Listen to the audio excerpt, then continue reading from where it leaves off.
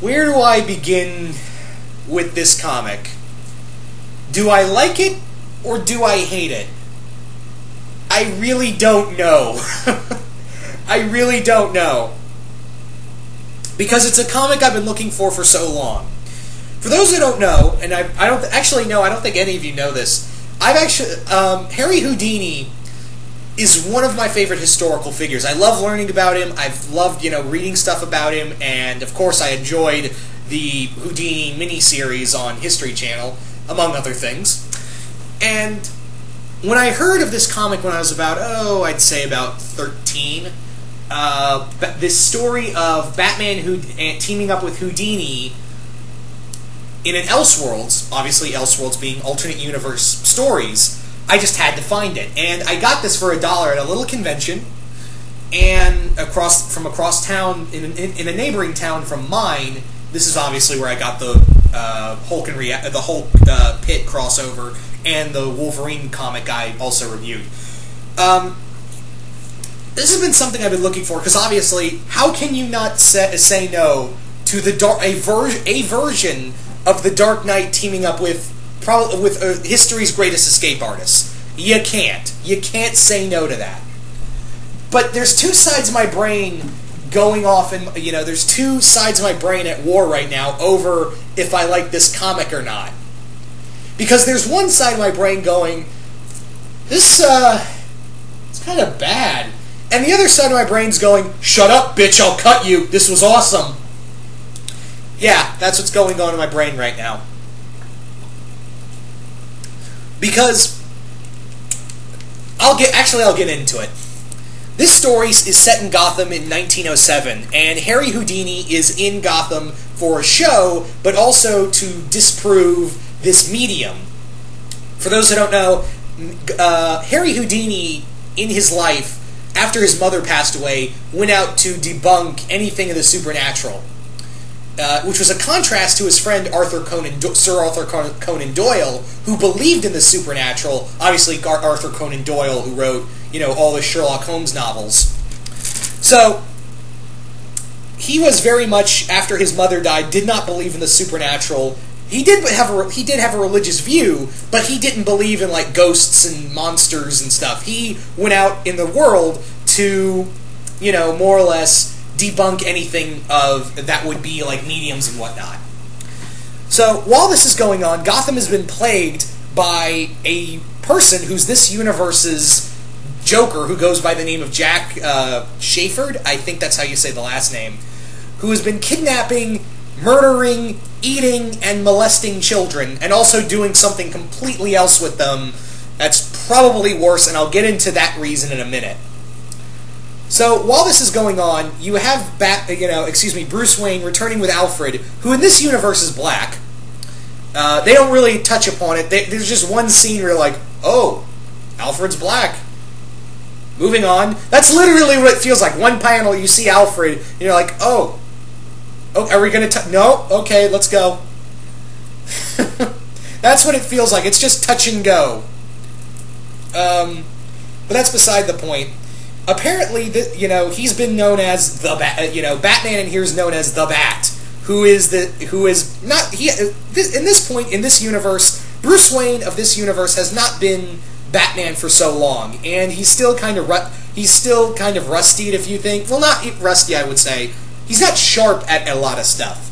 He's still kind of learning how to do most of the work. Also, I like the origin in here. This Batman's version of his origin is that Bruce Wayne, after his parents were killed, he joined he more or less was listless until he was in his late teens when he joined Theodore Roosevelt in the Rough Riders in the Spanish-American War.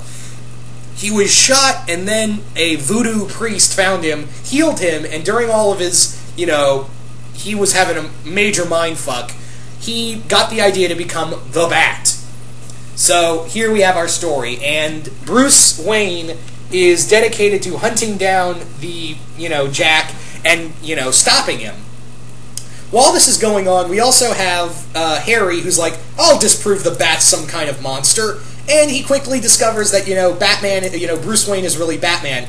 And rather than sell him out, he's more like, hey, look, we both want to know what happened to these kids. We should just team up.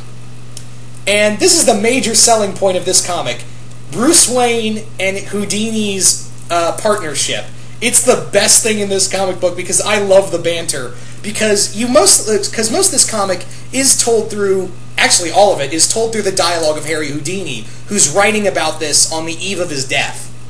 Well, not really eve of his death, because, as you know, he got punched in the stomach real hard by a boxer in Chicago and died in the mid-20s. So it's not really his death, it's more like the same year as he died. But anyway, that's beside the point. He's more or less telling this story in his perspective, and most of it's him going, God, he is such a pompous asshole. Bruce Wayne is such a rich, pompous, entitled asshole. I had to work for everything I did. He got it. But yeah.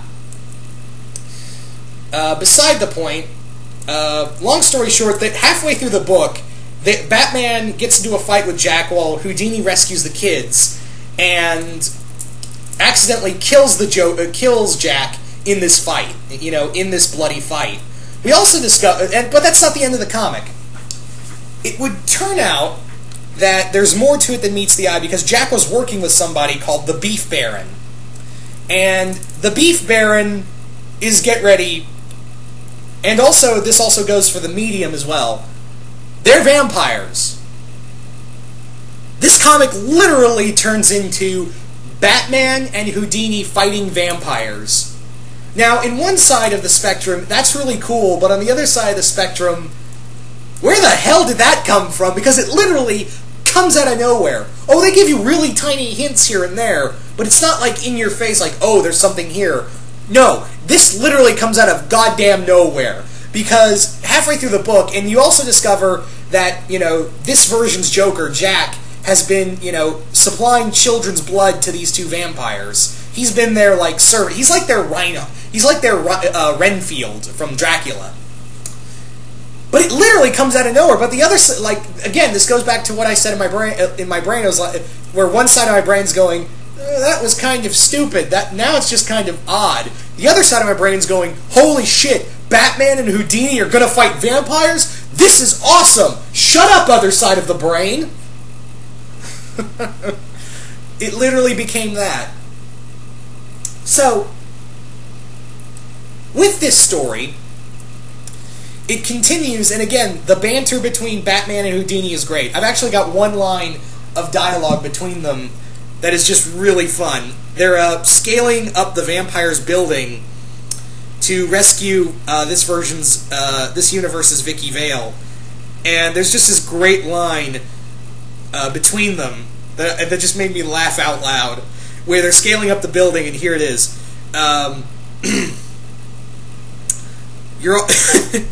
Batman's talking to him, was like, "You're awfully testy, aren't you, Harry?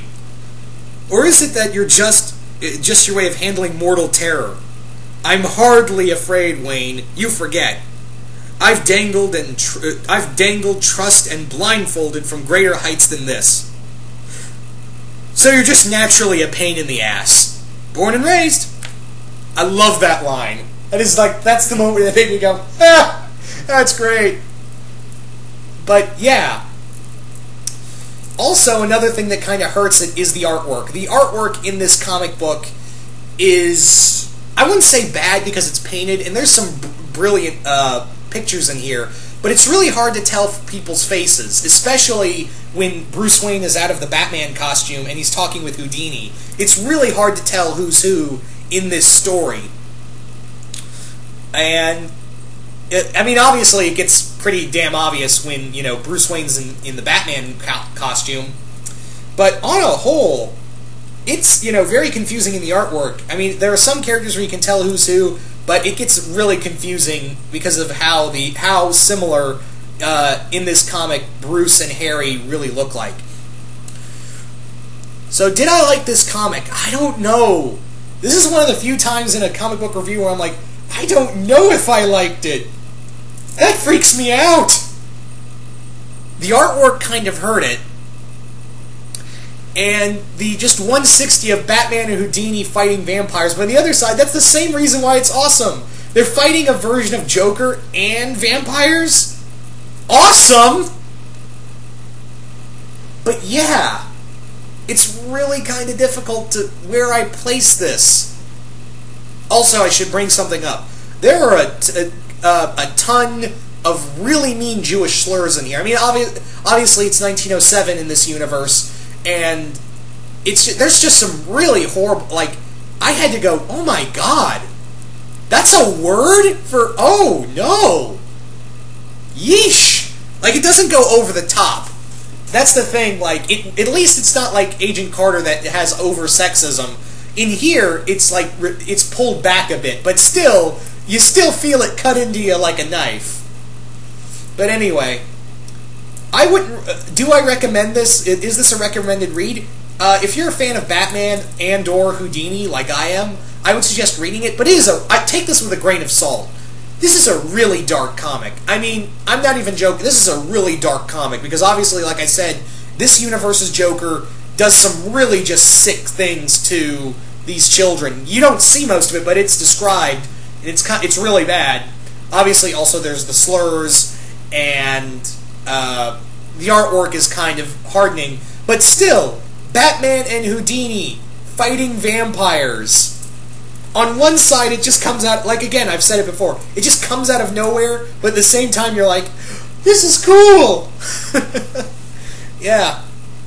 But anyway, I hope you guys, regardless, enjoyed this review, and, yeah, I will see you guys later.